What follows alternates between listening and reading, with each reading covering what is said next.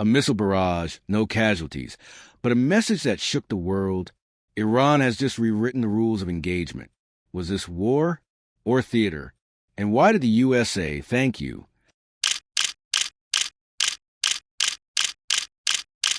What just happened in the Middle East is a masterclass in geopolitical signaling and a dangerous dance of controlled escalation. Just hours ago, Iran concluded a retaliatory strike, not just on any U.S. base, but on Udeid Airbase in Qatar, one of America's most critical military installations outside the homeland. But here's the twist. No lives were lost, hardly any damage, and yet it may have changed the power dynamics of the region forever. Iran fired 19 ballistic missiles. Out of those, only one penetrated the outer defense. Why? Because Qatar, home to this base, has a triple-layered air defense system. This wasn't a failure. It was intentional. Udeid isn't just a base.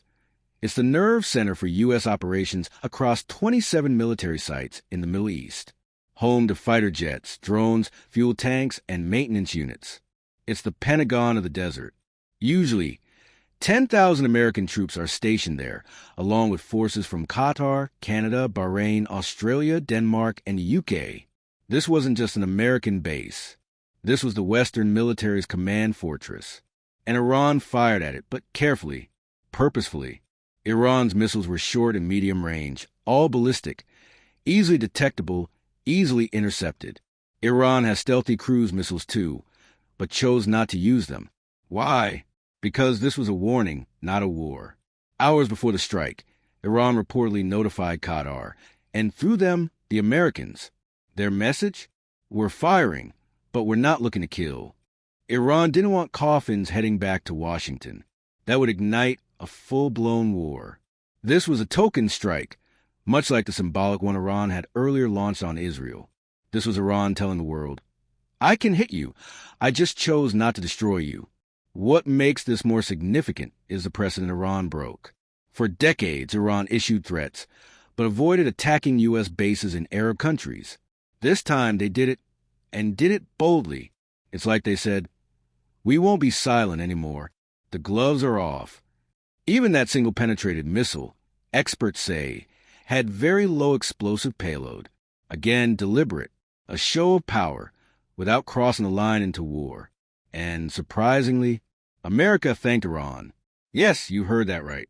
Donald Trump posted on his platform Truth Social, saying he's glad no Americans were hurt.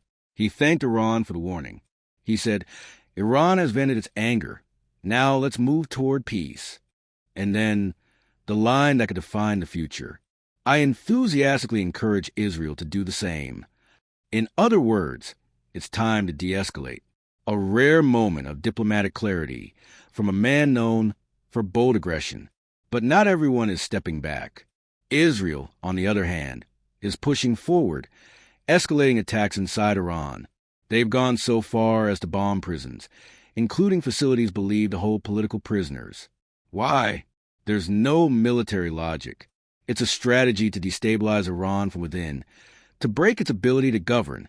This is the same model the West used in Gaza and Syria.